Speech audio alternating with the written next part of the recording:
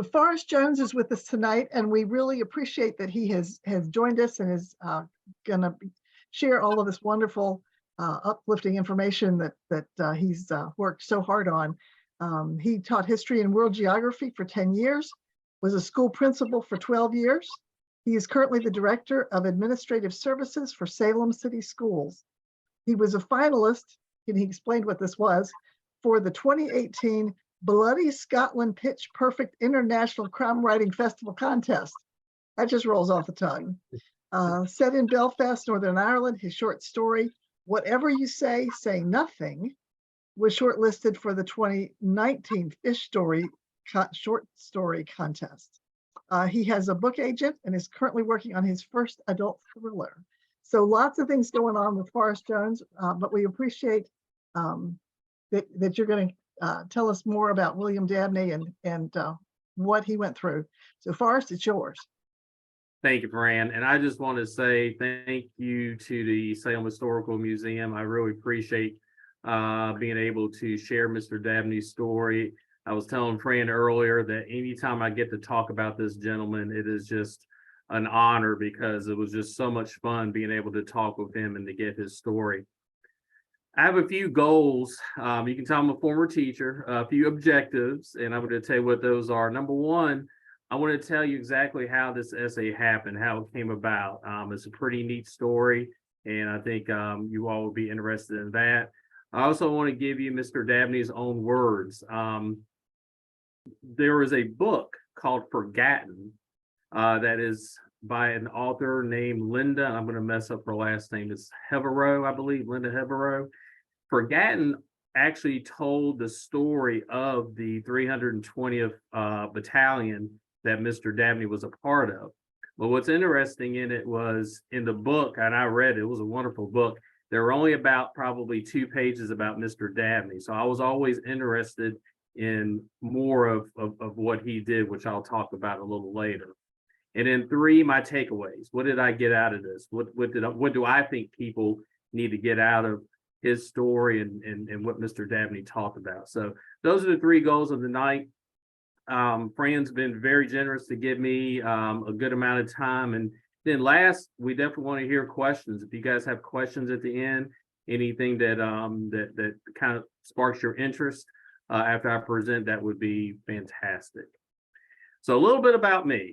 I always like when I, hearing somebody speak, I'm always like, okay, who is this person? What are they about?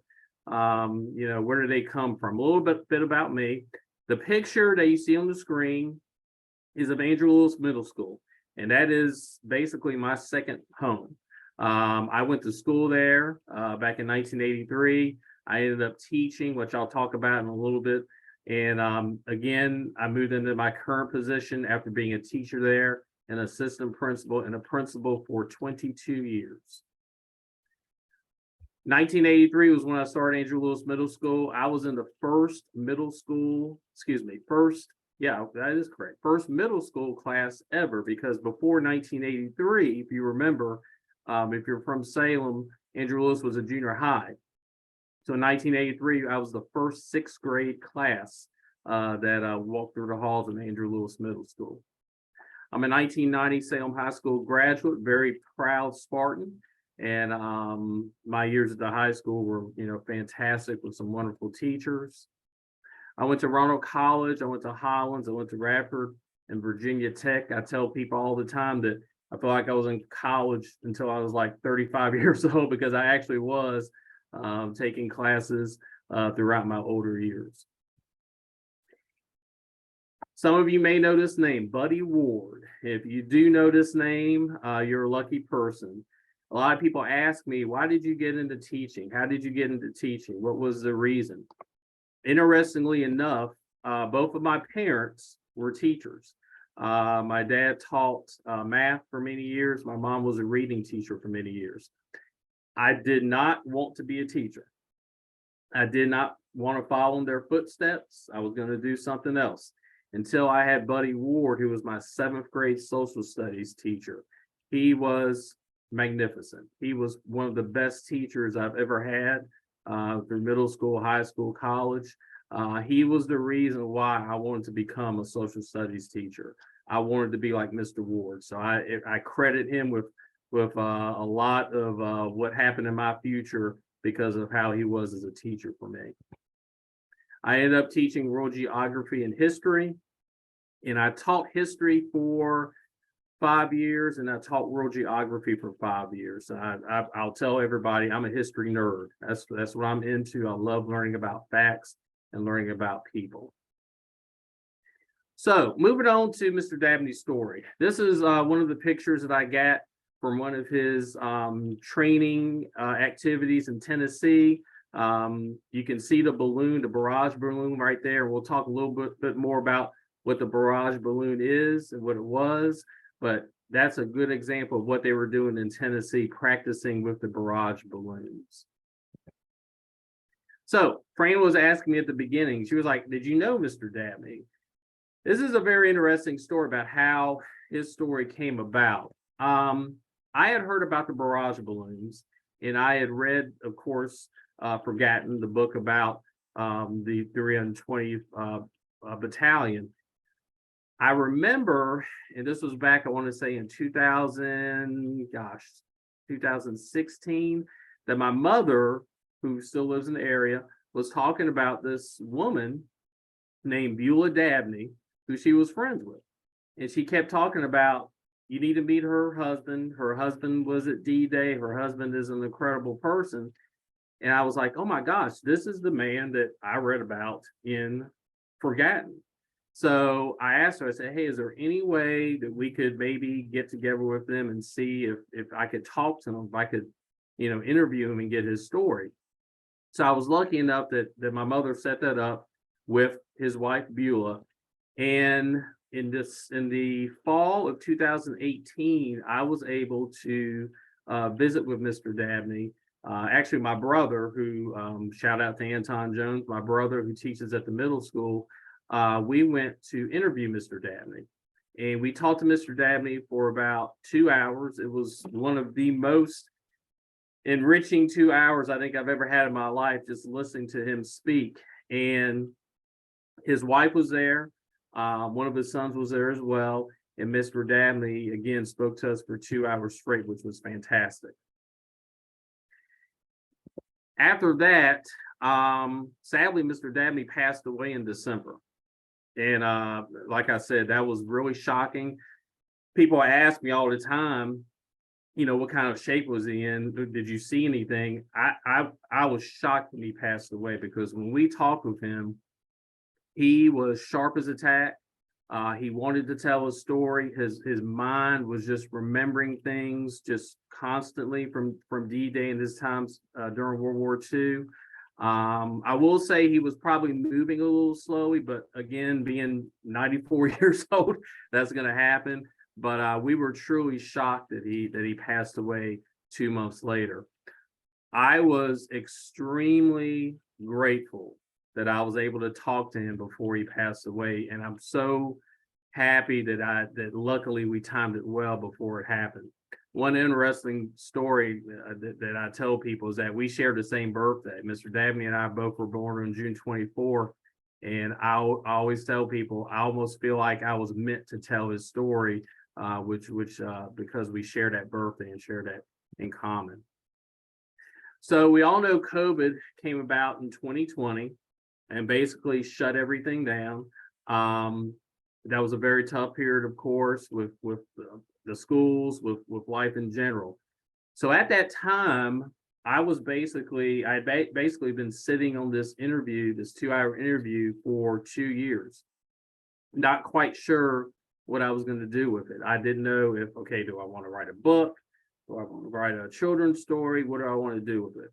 So I thought that probably the best thing to do would be to do some type of essay where I would use what he gave us in the interview and write an essay about his time and his story during World War II, D-Day, and on and on. So I did that.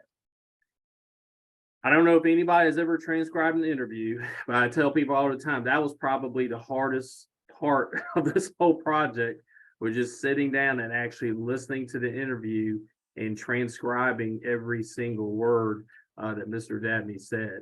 That was very, very long. It was worth it, of course, but it was me, it was the recording, it was just me writing down what he wrote.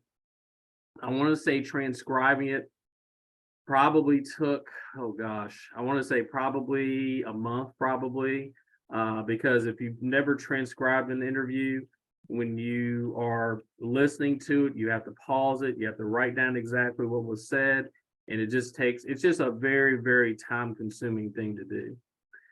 After I transcribed it, I actually got down to the nitty gritty and started writing his story.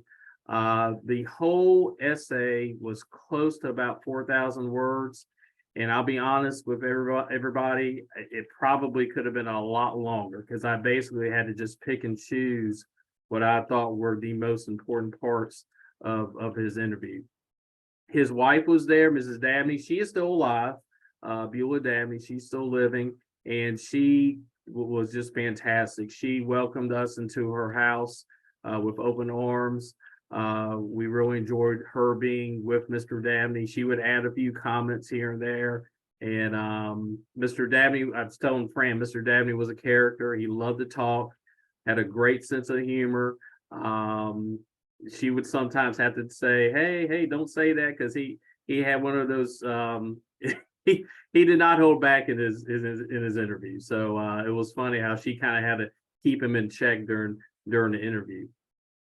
During the writing process, when I finished writing it, I had the help of, it was a very family type of affair. Both my parents took a look at it. They helped me, kind of, edit this and here and there. My brother, his girlfriend, Kat Larson, they both helped as well. So after I got their input, I finally had everything I needed. And I sent it to Mrs. Dabney and I said, I want you to take a look at this. Anything that you see that you don't agree with, anything that you don't want me putting in there, let me know. Mrs. Dabney is a sweet lady, but the thing is, Mrs. Dabney does not have a computer. Mrs. Dabney does not text message. So I basically had to print it out and had to hand deliver it to her to make sure she got it. Once she read it, she called and she said, hey, I'm fine with this. You guys did a great job. We're fine with the story. She was very grateful that we took the time to put the story together. In 2022, I want to say that was the beginning of 2022, Writer's Digest, which is the just #1 writing magazine in the United States, had a contest. And the contest was for nonfiction essay. And as I was telling Fran earlier, I entered the contest at the beginning of 2022. And then in June 2022, I was notified that it had been awarded honorable mention for the writing. Very humbled that I was able to get that distinction. There were 2,700 entries, and to be selected and awarded was just a huge honor. And I'm just happy that Mr. Dabney's story was recognized and that more people are able to read and learn about him. So just a little bit of information about African Americans, Mr. Dabney's force. By the end of 1942, the Army added 4.5 million new recruits, including 500,000 African Americans. So there were a good number of African Americans who fought in World War II. Mr. Dabney's battalion was the 320th Battalion, which arrived in Camp Tyson, Tennessee. The picture that I showed you earlier was from there. They trained with the barrage balloons. Armies, a lot of people don't know this, used these for years. Even Napoleon used them in Egypt, but they were only used as observation tools until World War I. The whole point of the barrage balloons were to help with low-flying enemy aircraft that could be snagged by the cables. You saw the cables, and you'll see them in a second again, that would detonate a small explosive that could destroy a low-flying airplane. So that was the reason why they wanted to use these barrage balloons to help with anti-aircraft. These balloons forced the German planes to fly higher. where the anti-aircraft guns could get to them. So this was a huge bonus, especially during World War II. And there were 3 German fighters that were downed by the 320th Battalion. Again, they did their job and they did it very, very well. So, Mr. Dabney's story. This was a picture that I actually first saw when I talked to Mr. Dabney. This is actual D-Day, and you can see the hill that people talk about when they're climbing up the hill at Normandy. You can see the barrage balloon right at the middle of the screen at the top. You can see the ships in the distance. And again, this kind of gives you an idea of what it looked like on D-Day when they were using the barrage balloons and coming up on the shores of Normandy. Mr. Dabney went into the armed forces when he was just barely 18 years old. D-Day, he was actually 19 years old. I think he was going, I know he was going to turn 20 on June 24th of that year. So again, I tell people all the time, these were kids. I mean, I still consider 18, 19, 20, these are kids. These were kids going into this difficult situation. So when you see some of the quotes that I use in this PowerPoint, kind of just remember that we're talking about a kid. We're talking about a 19-year-old, 18-year-old kid that was seeing this and going through this. So this was one of the quotes that Mr. Dabney talked about. And I'll just let you guys read it. Basically, nobody believed him. Even his friends didn't believe that he was part of the D-Day invasion and that he was there when it happened. His wife, and I put this in the essay as well, his wife said he didn't talk about this for many, many years. And we'll talk a little bit in a few minutes about why he started talking about it and how it came about. And this was one of the things that kind of struck me when I talked to him, because when I talked to him, he like I said, he was a talker. So I think he had gotten to the point where he had gotten the recognition, people realized what he did, and at that point he wanted to talk about it. He wanted more people to know his story. This is a very famous picture, and you can see the barrage balloons, of course, in the distance. You can see, of course, that's D-Day. You can see the shores. You can see the soldiers, and that picture actually, I want to say that picture is on. I want to say it's the front page, not the front page, the front cover of the book Forgotten. But that's one of the famous pictures of the D-Day invasion. This is another picture I wanted to include. This was another one at Tennessee, where they were practicing with the barrage balloons. You can see the soldiers down at the bottom. You can see the cables that are holding up the balloons. But this is why they went to Tennessee. They went to Tennessee to train and to get better at using these barrage balloons. So when we talk about the impact of the D-Day invasion on Mr. Dabney, I wanted to kind of let you see what his own words said. He mentioned a couple of things I thought that was interesting. You know, he mentioned the dead bodies a lot. He mentioned the unknown factor of the invasion, that they really did not know what they were getting themselves into. You can see right here his quote about after the invasion, clearing the hill. And I'll let you guys take a look at that, and how basically there was nothing but dead bodies on the beach. I could tell when he made these comments that, as you can imagine, this still stood out in his mind as he made these comments. I thought this was one of the most poignant comments. When we started invasion, the commanding officer said some of us wouldn't return, some of us would die. We climbed on the ship. The English Channel could get rough, and it was rough when we landed. Imagine that, getting off the boat, wading the shore with the Germans shooting. Again, you're thinking about 18, 19-year-old kids going through this. So how did the story get out about the 320th Battalion? I want to talk a little bit about this.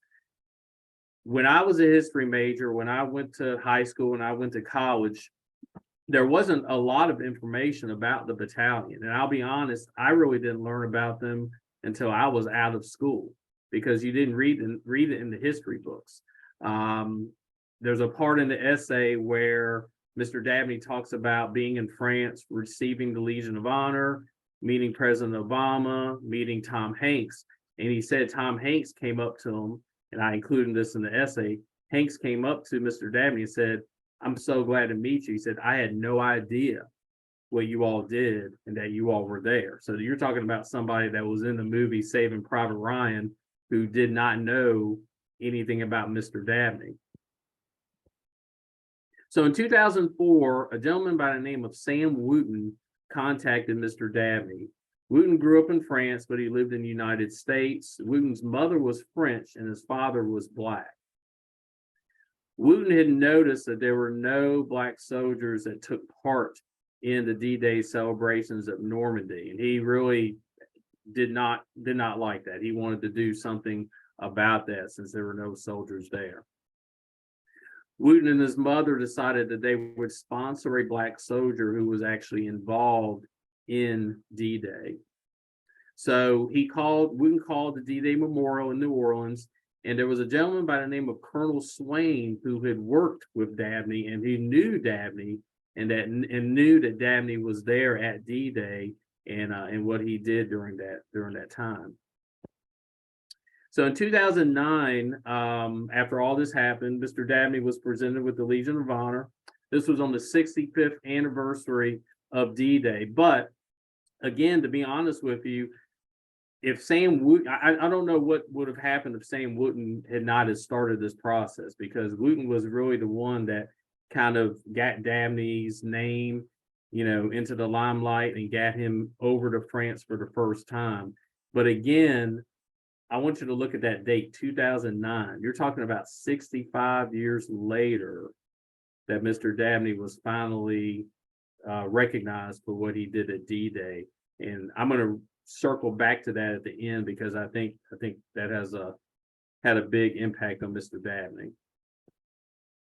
So takeaways about Mr. Dabney. One thing I would say about my whole conversation with Mr. Dabney was how grateful he was about what he went through and about how he was being recognized for his work during D-Day. I was amazed at just feeling appreciated, just feeling like people were actually listening to his story. And I think because of what happened there was so much time in between what happened at D-Day and then him being recognized. I think even at that older age, I just think he felt grateful that people were finally realizing what he did, and others, with the 320th Battalion. Appreciation, again, I think appreciation-wise, he definitely loved that I was talking to him, that I was taking the time to listen to his story, to write his story. I think he knew that he was lucky. He said that several times during the 2-hour interview, how lucky he was, how other people were not lucky, and that he appreciated that he got to live his life. I was telling Fran at the beginning that Mr. Dabney actually was married 65 plus years. He got married in 1951. He went to St. Paul's College in Virginia. He got to live his life, and I think he was appreciative of that he was able to survive. This was the biggest takeaway that I got from my talk with Mr. Dabney, that there was no bitterness. You would think that somebody that was not recognized, people didn't believe him, he was in a segregated unit, had to deal with segregation, of course, after his time in the Army. You would think that person would have some bitterness about what happened, not people not believing him. But I was amazed that this 94-year-old man had no bitterness. that he, I think, felt at ease with himself, with what he did. I think he was comfortable in his own skin. And again, I think it goes back to being grateful and appreciative that he was alive. I think that was another reason why there was no bitterness. He had gotten through all that, and he was able to live his life as the other people weren't. I had one last question for Mr. Dabney, and this was the last thing that I put in the essay. And I asked him, I said, which memory of the war stood out for you the most? And this is what he said. He said, when we invaded, he said, I didn't think I'd come out alive. The way the gunfire lit up the beaches, I won't be standing when it's over. The Lord was with me. It didn't bother me much. I wasn't afraid. If I was, I didn't know it. I went in anyway, regardless if I was scared. My job was to go in. I don't know what's going to happen, but I have to go. I was a leader. I had no choice. And that was the last thing he mentioned to me when he thought about the war. And I'll wrap up saying this. I feel extremely lucky that I was able to interview Mr. Dabney. I'm humbled that people saw the essay and saw his words and thought it was, good enough to win an award. But for me, the award is great. Being able to talk about Mr. Dabney is wonderful. But I told Fran at the beginning, I feel lucky because I met him. I feel lucky because I got to spend time with him. I got to talk to him for 2 hours. I tell people that was one of the best 2 hours I've ever had. And it's something that I'll never forget. I don't take it lightly that people call those soldiers the greatest generation, because I truly believe they were the greatest generation because of what they did and what they sacrificed. And again, I just feel lucky and humbled that I was able to speak with him. And that is it. Like a teacher, I covered my goals. I told you guys what I wanted you all to get out of it. And I hope you enjoyed his story. I hope you enjoyed how the story came about. And I will definitely be open to answer any questions that you have.